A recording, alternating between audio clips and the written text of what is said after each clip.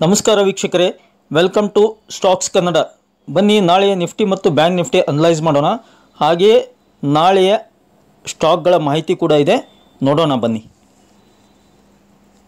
ನೋಡಿ, ಇದು ನಿಫ್ಟಿದು 5 minutes candle stick chart. ಇದು ನಿಫ್ಟಿ 23,586ರಲ್ಲಿ ಓಪನ್ ಆಯಿತು. ಬೆಳಿಗ್ಗೆ ಓಪನ್ ಆದ ತಕ್ಷಣ ನೋಡಿ fall, first candle, second candle, third, fourth, fifth candle low ಆಯಿತು. ಎಷ್ಟು? 23,442 ಲೋ ಆಯಿತು. ಕೇವಲ ಒಂದು 6 ಕ್ಯಾಂಡಲ್ನಲ್ಲಿ, ಅಂದರೆ 30 ಮಿನಿಟ್ಸ್ನಲ್ಲಿ ಆಲ್ಮೋಸ್ಟ್ ಆಲ್ ಒಂದು 140 ಪಾಯಿಂಟ್ ಫಾಲ್ ಆಯಿತು ಸ್ನೇಹಿತರೆ ನಿಫ್ಟಿ. ಇಲ್ಲಿ ಹ್ಯೂಜ್ ಸಪೋರ್ಟ್ ಇದೆ 400 ಅಂತ ನಿನ್ನೆನೂ ಹೇಳಿದ್ದೆ. ಹಾಗೆ ಇವತ್ತು ಕೂಡ 400 ಸಪೋರ್ಟ್ ತೊಗೊಂಡಿದೆ. ನಿನ್ನೆ ಕೂಡ ಏನಾಗಿತ್ತು, ನಿಫ್ಟಿ ಬಿಗ್ನಿಂಗ್ ಅವರ್ಸ್ನಲ್ಲಿ ಫಸ್ಟ್ ಒಂದು 2-3 ಕ್ಯಾಂಡಲ್ನಿನೇ ನಿಫ್ಟಿ ಫಾಲ್ ಆಗಿತ್ತು. ನಿಫ್ಟಿ ನಿನ್ನೆ ಲೋ ಕೂಡ 412 ಆಗಿತ್ತು. 23,412 ನಿನ್ನೆ ಲೋ ಮಾಡಿತ್ತು. ಇವತ್ತು ಕೂಡ 23,442 ಲೋ ಮಾಡಿದೆ. ಸೊ ಮಾರ್ಕೆಟ್ ಓಪನ್ ಆದ ತಕ್ಷಣವೇ ಆಪ್ಷನ್ಸು ಬೈ ಮಾಡಬಾರ್ದು. ಇದನ್ನ ಪ್ರತಿದಿನ ಹೇಳ್ತಾ ಇದ್ದೀನಿ ನಾನು, ಸ್ಪೆಷಲಿ ಫಾರ್ ಆಪ್ಷನ್ ಬಯರ್ಸ್ಗೆ ನಾನು ಹೇಳ್ತಾ ಇರೋದು. ಇನ್ವೆಸ್ಟ್ಮೆಂಟ್ ಮಾಡೋರಿಗೆ ಬಿಟ್ಟುಬಿಡಿ, ದಟ್ ಈಸ್ ಪಾರ್ಟ್ ಆಫ್ ಅದು ಬೇರೆ. ಸ್ಪೆಷಲಿ ಇಂಟ್ರಾಡೇ ಟ್ರೇಡ್ ಮಾಡೋರು, ಆಪ್ಷನ್ ಬೈ ಮಾಡೋರು, ಅವ್ರಿಗೆ ಏನು ಹೇಳಲಿಕ್ಕೆ ಇಷ್ಟಪಡ್ತೀನಿ ಅಂದರೆ, ಕಿವಿ ಮಾತು ಒಂದು, ಮಾರ್ಕೆಟ್ ಓಪನ್ ಆದ ತಕ್ಷಣವೇ ಬೈ ಮಾಡಬೇಡಿ. ದಯವಿಟ್ಟು ಒಂದು 5ರಿಂದ 15 ನಿಮಿಷ, ಒಂದು ಅರ್ಧ ಗಂಟೆ ವಾಚ್ ಮಾಡಿ. ಏನಕ್ಕೆ ಅಂದರೆ ಮಾರ್ಕೆಟು ಸೆಟಲ್ ಆಗುತ್ತೆ. ಸೆಟಲ್ ಆದ ತಕ್ಷಣ ನಿಮಗೆ ಒಂದು ಕ್ಲಿಯರ್ ವ್ಯೂ ಸಿಗುತ್ತೆ. ನೋಡಿ, ಸಪೋರ್ಟ್ ಸಿಕ್ಕಿದೆ ಇಲ್ಲಿ 23,442 ಒಂದು ಸಪೋರ್ಟ್ ತೊಗೊಂಡಿದೆ. ತೊಗೊಂಡ್ಬಿಟ್ಟು ಮಾರ್ಕೆಟ್ ರಿವರ್ಸ್ ಆಗಿದೆ. ಬುಲ್ಲಿಶ್ ಕ್ಯಾಂಡಲ್, ಇಲ್ಲೊಂದು ಬುಲ್ಲಿಶ್ ಕ್ಯಾಂಡಲ್. ಇಲ್ಲಿ ನೀವು ಎಂಟರ್ ಆಗಿಬಿಟ್ಟು ಇಲ್ಲಿ ಸ್ಟಾಪ್ ಲಾಸ್ ಇಟ್ಟರೆ ನೋಡಿ ಎಷ್ಟೊಂದು ಪಾಯಿಂಟು, ಮತ್ತೆ ಒಂದು ಮೋರ್ ದೆನ್ 100 ಪಾಯಿಂಟ್ಸು ಸಿಗ್ತಾ ಇದೆ ಸ್ನೇಹಿತರೆ. ಈ ಥರ ಲಾಜಿಕ್ ಇಟ್ಕೊಂಡು ಈ ಥರ ಕ್ಯಾಂಡಲ್ ಸ್ಟಿಕ್ಕನ್ನು ಸ್ಟಡಿ ಮಾಡಿಬಿಟ್ಟು ನೋಡಿ, ಇಲ್ಲಿ ಸಪೋರ್ಟ್ ಇದೆ. ಈ ಲೈನ್ ಎದಕ್ಕೆ ಡ್ರಾ ಮಾಡಿದೆ ಅಂದರೆ, ಇದು ಸಪೋರ್ಟು, ಪಿವೋಟ್ ಪಾಯಿಂಟ್ ಇದು ಅಂತಾರೆ. ರೆಸಿಸ್ಟೆನ್ಸ್ ಸಪೋರ್ಟ್ 1 ಇದು, ಸಪೋರ್ಟ್ 1, ಸಪೋರ್ಟ್ 2, ಸಪೋರ್ಟ್ 3, ಇದು ಸೆಂಟ್ರಲ್ ಪಿವೋಟ್ ಪಾಯಿಂಟ್. ಈ ಥರ ಇರುತ್ತೆ. ಇದು ರೆಸಿಸ್ಟೆನ್ಸ್ ಇದು. ಹೀಗಾಗಿ ಸಪೋರ್ಟ್ಸು, ಪಿವೋಟ್ ಪಾಯಿಂಟ್ಸನ್ನು ಕಂಪಲ್ಸರಿ ಸ್ಟಡಿ ಮಾಡಬೇಕು ಸ್ನೇಹಿತರೆ. ಯಾರಾದರೂ ಆಪ್ಷನ್ ಬಾಯರ್ಸ್ ಇದ್ದರೆ, ಇಂಟ್ರಾಡೇ ಪ್ಲೇ ಮಾಡ್ತಾಯಿದ್ರೆ ಅವರು ದಯವಿಟ್ಟು ಸ್ಟಡಿ ಮಾಡಿ, ಬ್ಲೈಂಡಾಗಿ ಟ್ರೇಡ್ ಮಾಡಬೇಡಿ ಅಂತ ಒಂದು ಕಿವಿಮಾತು ಹೇಳಲಿಕ್ಕೆ ಇಷ್ಟಪಡ್ತೀನಿ. ಈ ಸ್ಟಡಿಗೆ ಸಂಬಂಧಪಟ್ಟಂತೆ ಬುಕ್ಸ್ಗಳಿವೆ ಸಾಕಷ್ಟು, ಬುಕ್ಸ್ ಓದಿ. ಮುಂದಿನ ದಿನಗಳಲ್ಲಿ ಯಾವ ಬುಕ್ಸ್ ಓದಬೇಕು ಏನು ಅನ್ನೋದನ್ನು ಒಂದು ವಿಡಿಯೋ ಮಾಡಿಬಿಟ್ಟು ನಿಮಗೆ ಹೇಳಲಿಕ್ಕೆ ಇಷ್ಟಪಡ್ತೀನಿ. ಯಾರಿಗೆ ಬುಕ್ಸ್ ಬಗ್ಗೆ ಮಾಹಿತಿ ಬೇಕು ಕಮೆಂಟ್ ಬಾಕ್ಸ್ನಲ್ಲಿ ತಿಳಿಸಿ. ಹಾಗೆ ನಾವು ಸಪೋರ್ಟ್, ರೆಸಿಸ್ಟೆನ್ಸ್ ವೆರಿ ಇಂಪಾರ್ಟೆಂಟ್. ಅದರ ಮೇಲೇ ಪ್ರತಿದಿನದ ಮಾರ್ಕೆಟು ನಡೆಯೋದು. ಅದರ ಮೇಲೇ ಸಪೋರ್ಟ್, ರೆಸಿಸ್ಟೆನ್ಸು, ಪಿವೋಟ್ ಪಾಯಿಂಟ್ಸ್ ಮೇಲೇ ಪ್ರತಿಯೊಂದು ಶೇರ್ ಓಡೋದು. ಪಿವೋಟ್ ಪಾಯಿಂಟ್ಸು, ಸಪೋರ್ಟ್, ರೆಸಿಸ್ಟೆನ್ಸ್ ಮೇಲೇ ವೀಕ್ಲಿ ಚಾರ್ಟ್ ಕ್ರಿಯೇಟ್ ಆಗೋದು. ಸಪೋರ್ಟು, ರೆಸಿಸ್ಟೆನ್ಸು, ಪಿವೋಟ್ ಪಾಯಿಂಟ್ಸ್ ಮೇಲೇ ಏನಾಗುತ್ತೆ, ಮಾರ್ಕೆಟು ಮೂವ್ ಆಗುತ್ತೆ. ಪ್ರತಿದಿನ ಅಲ್ಲ, ಮಂತ್ಲಿ ಚಾರ್ಟ್ ನೋಡಿ, ವೀಕ್ಲಿ ಚಾರ್ಟ್ ನೋಡಿ, ಇಯರ್ಲಿ ಚಾರ್ಟ್ ನೋಡಿ, ಅದರ ಮೇಲೇ ಮೂವ್ಮೆಂಟ್ ಆಗ್ತಾ ಇರ್ತವೆ.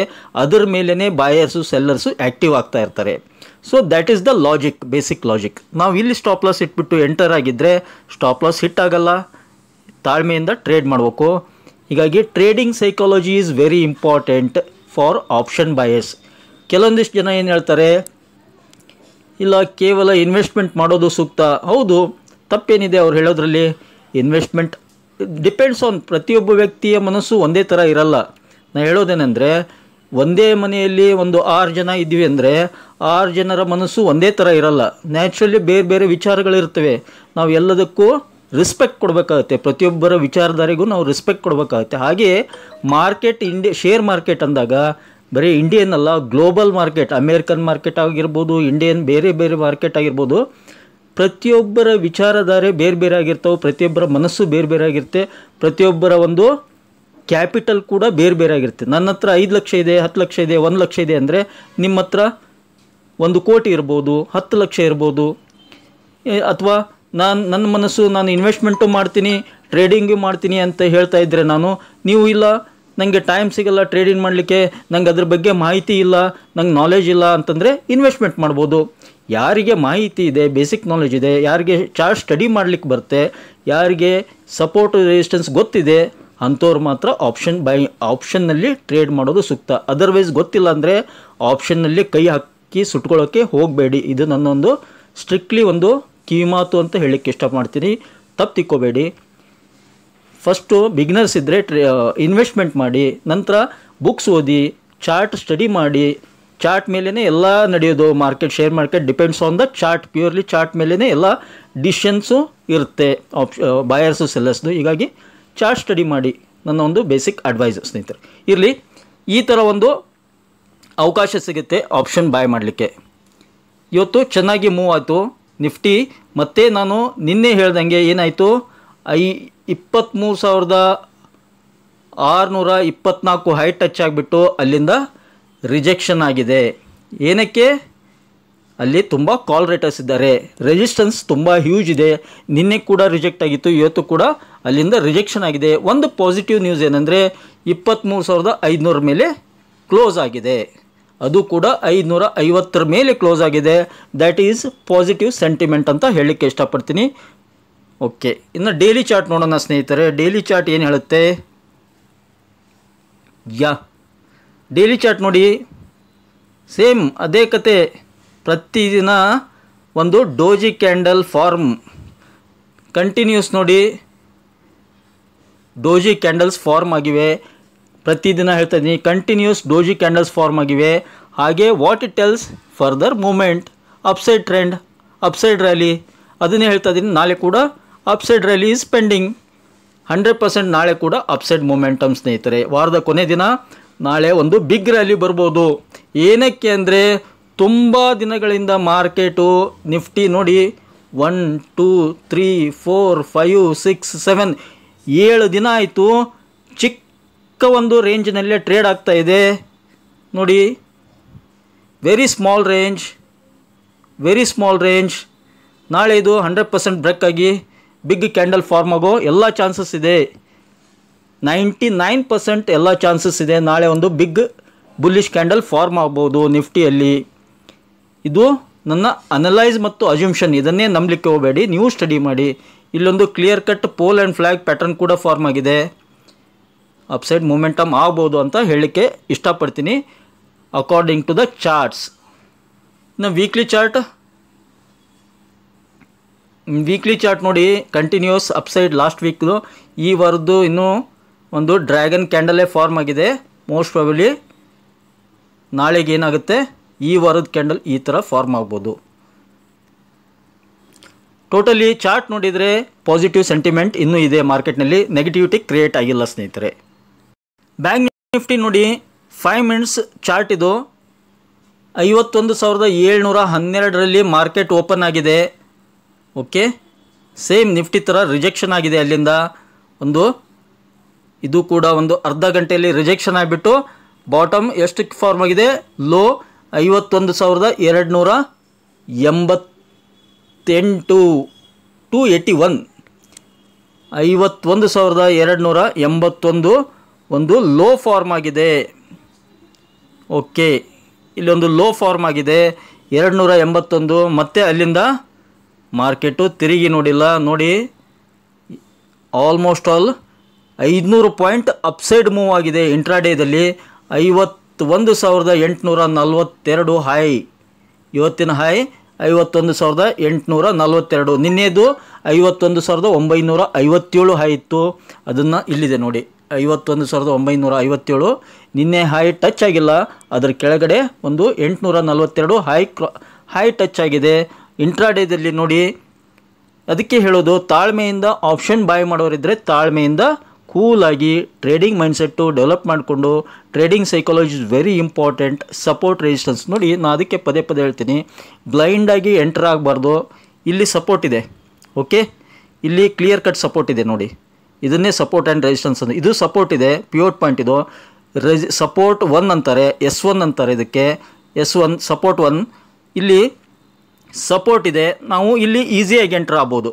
ಇಲ್ಲಿ ಆಪ್ಷನ್ ಕಾಲ್ ಆಪ್ಷನ್ ಬಾಯ್ ಮಾಡ್ಬೋದು. ಬಾಯ್ ಮಾಡಿಬಿಟ್ಟು 51,300 ಸ್ಟಾಪ್ ಲಾಸ್ ಇಟ್ಟು ಇಲ್ಲಿ ಬಾಯ್ ಮಾಡಿದರೆ ನೋಡಿ 500 ಪಾಯಿಂಟ್ ಸಿಗೋದು. ನಮಗೆ in the money at the money ನಾವು ಕಾಲ್ ಬೈ ಮಾಡಿದರೆ ಪ್ರೀಮಿಯಮ್ನಲ್ಲಿ ಏನಿಲ್ಲ ಅಂದರೂ ಒಂದು 150 ಪಾಯಿಂಟ್ ನಮ್ಗೆ ಸಿಗೋದು. ಸೊ 150 ಪಾಯಿಂಟ್ ಸುಮ್ಮನೆನಾ, ಒಳ್ಳೆ ಅಮೌಂಟು. ನಾವು ಎಷ್ಟು ಒಂದೇ ಲಾಟ್ ಬೈ ಮಾಡಿದರೂ ಕೂಡ ಚೆನ್ನಾಗಿ ಇನ್ಕಮ್ ಆಗೋದು. ಹೀಗಾಗಿ ಅತಿ ಆಸೆ ಬೇಡ, ಸ್ವಲ್ಪನೇ ಆಪ್ಷನ್ ಬೈಯಿಂಗ್ನಲ್ಲಿ ಮಾಡಬೇಕಾಗುತ್ತೆ. ಟ್ರೇಡಿಂಗ್ ಸೈಕಾಲಜಿ ಡೆವಲಪ್ಮೆಂಟ್ ಮಾಡ್ಕೋಬೇಕಾಗುತ್ತೆ. ಆ್ಯಸ್ ವೆಲ್ ಆ್ಯಸ್ ಬಂದ ದುಡ್ಡನ್ನು ಸ್ವಲ್ಪ ಇನ್ವೆಸ್ಟ್ಮೆಂಟ್ ಕೂಡ ಮಾಡೋದು ಸೂಕ್ತ ಪ್ರಾಫಿಟ್ನಲ್ಲಿ. ಹಾಗೆ ಪ್ರತಿದಿನ ಟ್ರೇಡಿಂಗ್ ಮಾಡಬಾರ್ದು. ನನ್ನ ಒಂದು ವೈಯಕ್ತಿಕ ಸಲಹೆ, ಪ್ರತಿದಿನ ಟ್ರೇಡಿಂಗ್ ಮಾಡಬಾರ್ದು ಮತ್ತು ಮಲ್ಟಿಪಲ್ ಟ್ರೇಡ್ಸ್ ಮಾಡಬಾರ್ದು. ಆಪರ್ಚುನಿಟಿ ಸಿಕ್ಕಾಗ ಮಾತ್ರ, ಅವಕಾಶ ಸಿಕ್ಕಾಗ, ಈ ಥರ ಟ್ರೆಂಡಿಂಗ್ ಇದ್ದಾಗ ಮಾತ್ರ ಟ್ರೇಡ್ ಮಾಡೋದು ಸೂಕ್ತ. ಅದರ್ವೈಸ್ ಬಿಟ್ಟು ಬಿಡಬೇಕು. ನಮ್ಗೆ ಗೊತ್ತಿಲ್ಲ ಅಂದರೆ ಬಿಟ್ಬಿಟ್ಟು ಇನ್ವೆಸ್ಟ್ಮೆಂಟ್ ಮಾಡಬೇಕು. ಒಳ್ಳೊಳ್ಳೆ ಸ್ಟಾಕ್ಗಳನ್ನು ಹುಡುಕಿ ಇನ್ವೆಸ್ಟ್ಮೆಂಟ್ ಮಾಡೋದು ಸೂಕ್ತ.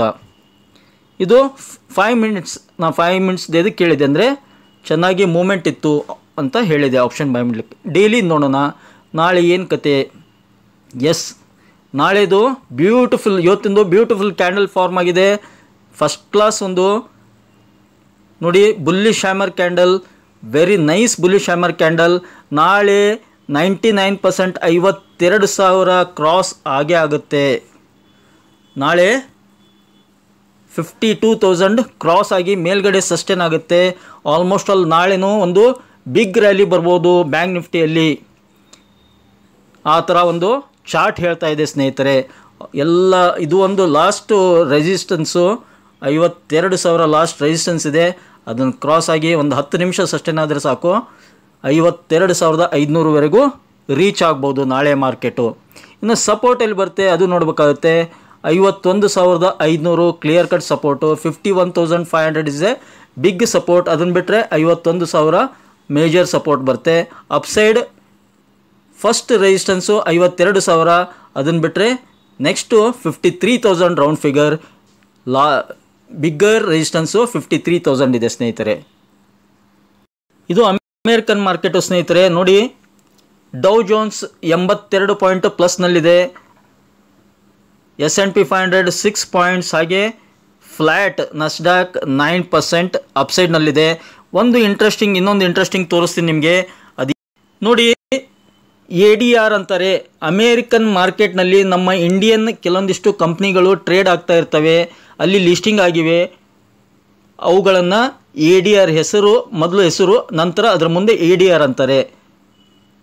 ಅಮೇರಿಕನ್ ಡಿಪಾಸಿಟರಿ ರೆಸಿಪ್ಟ್ ಅಂತಾರೆ ADR ಅಂದರೆ. HDFC ಬ್ಯಾಂಕ್ ನೋಡಿ, HDFC ಬ್ಯಾಂಕ್ ಅಮೇರಿಕಾದಲ್ಲಿ ಕೂಡ ಟ್ರೇಡ್ ಆಗುತ್ತೆ. ಇವಾಗ ಪ್ರೆಸೆಂಟ್ ನೋಡಿ, ಟೈಮ್ ಇದೆ 8 ಗಂಟೆ 12 ನಿಮಿಷ 13 ಸೆಕೆಂಡಿಗೆ ಟ್ರೇಡ್ ಆಗ್ತಾ ಇದೆ. ಎಷ್ಟಿದೆ ನೋಡಿ, 2.5% ಅಪ್ಸೈಡ್ ಜಂಪ್ ಆಗಿ ಟ್ರೇಡ್ ಆಗ್ತಾ ಇದೆ ಅಮೇರಿಕಾದಲ್ಲಿ HDFC ಬ್ಯಾಂಕ್. ಹಾಗೆ ICICI ಬ್ಯಾಂಕ್ ADR ಕೂಡ 2.5% ಅಪ್ಸೈಡ್ ಜಂಪ್ ಆಗಿಬಿಟ್ಟು ಟ್ರೇಡ್ ಆಗ್ತಾ ಇದೆ. ಹಾಗೆ ಇನ್ಫೋಸಿಸ್ ADR ಕೂಡ 1.5% ಅಪ್ಸೈಡ್ ಜಂಪ್ ಆಗಿಬಿಟ್ಟು ಟ್ರೇಡ್ ಆಗ್ತಾ ಇದೆ. ಮತ್ತು ರಿಲಯನ್ಸ್ ಅಮೇರಿಕಾದಲ್ಲಿ ಟ್ರೇಡ್ ಆಗಲ್ಲ, ಇಂಗ್ಲೆಂಡ್ನಲ್ಲಿ ಟ್ರೇಡ್ ಆಗುತ್ತೆ. ರಿಲಯನ್ಸ್ ನೋಡಿ, ರಿಲಯನ್ಸ್ 1.5% ಅಪ್ಸೈಡ್ ಜಂಪ್ ಆಗಿಬಿಟ್ಟು ಟ್ರೇಡ್ ಆಗ್ತಾ ಇದೆ. ಹಾಗೆ ವಿಪ್ರೋ ಇದೆ ನೋಡಿ, ವಿಪ್ರೋ ADR ಕೂಡ 1% ಅಪ್ಸೈಡ್ ಜಂಪ್ ಆಗಿಬಿಟ್ಟು ಟ್ರೇಡ್ ಆಗ್ತಾ ಇದೆ. ಇದು ಏನು ಹೇಳುತ್ತೆ ಅಂದರೆ, ನಾಳೆ HDFC ಬ್ಯಾಂಕ್, ICICI, ಇನ್ಫೋಸಿಸ್, ಇವೆಲ್ಲ ರಿಲಯನ್ಸ್, ಇನ್ಕ್ಲೂಡಿಂಗ್ ರಿಲಯನ್ಸ್ ಎಲ್ಲ ಮತ್ತೆ ಒಂದು ಪಾಸಿಟಿವ್ ರ್ಯಾಲಿ ಕೊಡೋ ಎಲ್ಲ ಲಕ್ಷಣ ಇದೆ ಇವನು ನೋಡಿದರೆ ಅಂತ ಹೇಳಲಿಕ್ಕೆ ಇಷ್ಟಪಡ್ತೀನಿ. FIIs ಆ್ಯಕ್ಟಿವಿಟೀಸ್ ನೋಡಿ, FIIs ಕೇವಲ 415 ಕೋಟಿ ಬೈ ಮಾಡಿದ್ದಾರೆ ಇವತ್ತು. ನಿನ್ನೆ 7,000 ಕೋಟಿ ಬೈ ಮಾಡಿದ್ರು. ಇವತ್ತು ನೋಡಿ ಕೇವಲ 415 ಕೋಟಿ ಬೈ ಮಾಡಿದ್ದಾರೆ. ಹಾಗೆ DIIs ಏನು ಮಾಡ್ತಾ ಇದ್ದಾರೆ, DIIs ಬ್ರೌಸ್ ಆಗ್ತಾ ಇದೆ ಸ್ನೇಹಿತರೆ. ಎಸ್, DIIs 325 ಕೋಟಿ ನೆಟ್ ಕ್ಯಾಶ್ ಸೆಲ್ ಮಾಡಿದ್ದಾರೆ. ಸೊ ಇಬ್ಬರು ಬ್ಯಾಲೆನ್ಸ್ ಮಾಡ್ಕೊಂಡಿದ್ದಾರೆ. That is well and good for tomorrow's market ಅಂತ ಹೇಳ್ಬೋದು. ಇನ್ನು ವೆರಿ ಇಂಪಾರ್ಟೆಂಟ್ ನೋಡಿ, SGX ನಿಫ್ಟಿ ಅಥವಾ ಗಿಫ್ಟ್ ನಿಫ್ಟಿ ಕೇವಲ -8 ಪಾಯಿಂಟ್ನಲ್ಲಿ ಟ್ರೇಡ್ ಆಗ್ತಾ ಇದೆ ಇವಾಗ. ಸೊ ನಾಳೆ ಮಾರ್ಕೆಟು ಫ್ಲ್ಯಾಟ್ ಓಪನಿಂಗ್, ಮತ್ತು ನಾಳೆ ಫ್ಲ್ಯಾಟ್ ಓಪನಿಂಗ್ ಆಗ್ಬೋದು. ಫ್ಲ್ಯಾಟ್ ಓಪನಿಂಗ್ ಆಗಿಬಿಟ್ಟು ನಿನ್ನೆ ಹಾಗೂ ಇವತ್ತಿನ ಥರ ಸ್ವಲ್ಪ ಒಂದು 5 ರಿಂದ 10 ನಿಮಿಷ ಡೌನ್ಫಾಲ್ ಆಗಿಬಿಟ್ಟು ಮತ್ತೆ ರ್ಯಾಲಿ ಕೊಡ್ಬೋದು ಅಪ್ಸೈಡು ಅಂತ ಹೇಳೋಕ್ಕೆ ಇಷ್ಟಪಡ್ತೀನಿ. ಅಥವಾ ಓಪನ್ ಆದ ತಕ್ಷಣ ಒನ್ ವೇ ರ್ಯಾಲಿ ಅಪ್ಸೈಡ್ ಕೊಡ್ಬೋದು ಸ್ನೇಹಿತರೆ. ಆಮೇಲೆ ಇನ್ನೊಂದು ಇಂಪಾರ್ಟೆಂಟ್ ಮಾಹಿತಿ ಏನಂದರೆ, ಇದು ಪ್ರೀ ಬಜೆಟ್ ರ್ಯಾಲಿ ಗಮನದಲ್ಲಿರಲಿ ಎಲ್ಲರಿಗೂ. ಸಿಕ್ಕಾಪಟ್ಟೆ ವೋಲಟೈಲ್ ಇರುತ್ತೆ ಮಾರ್ಕೆಟು. ಹೀಗಾಗಿ ಆಪ್ಷನ್ ಬಯಸು ಕಾಷಿಯಸ್ ಆಗಿರಿ ಅಂತ ಹೇಳಲಿಕ್ಕೆ ಒಂದು ಇಷ್ಟಪಡ್ತೀನಿ. ಬಜೆಟ್ಗೆ ಸಂಬಂಧಪಟ್ಟಂತೆ ನ್ಯೂಸ್ ಬರ್ತಾ ಇರ್ತವೆ, ಅದಕ್ಕೆ ತಕ್ಕಂತೆ ಮಾರ್ಕೆಟ್ ರಿಯಾಕ್ಟ್ ಆಗ್ತಾ ಇರುತ್ತೆ. ಅದು ಒಂದು ಗಮನದಲ್ಲಿರಲಿ ಸ್ನೇಹಿತರೆ. ಹಾಗೆಯೇ ನಾಳೆ ನೋಡ್ತಕ್ಕಂಥ ಕೆಲವೊಂದಿಷ್ಟು ಸ್ಟಾಕ್ಗಳ ಮಾಹಿತಿ ಇದೆ, ಬನ್ನಿ ಅವುಗಳನ್ನು ನೋಡೋಣ.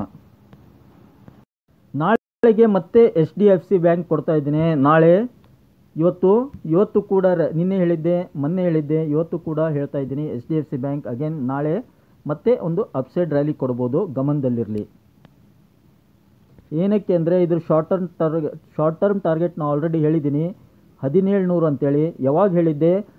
1590 ಇದ್ದಾಗನೇ ಹೇಳಿದ್ದೆ ನಾನು.